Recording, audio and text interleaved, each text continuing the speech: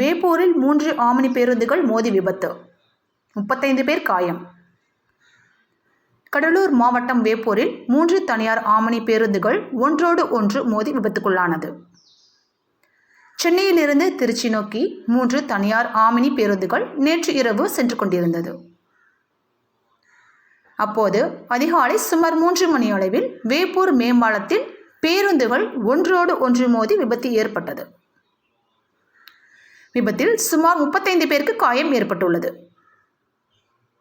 தகவல் அறிந்து விரைந்து வந்த வேப்பூர் போலீசார் மற்றும் வாகன ஓட்டிகள் அவர்களை மீட்டு ஆம்புலன்ஸ் உதவியுடன் வேப்பூர் அரசு மருத்துவமனைக்கு சிகிச்சைக்காக அனுப்பி வைத்தனர். மேலும் இச்சம்பவம் குறித்து வேப்பூர் போலீசார் விசாரணை செய்து வருகிறார்கள்.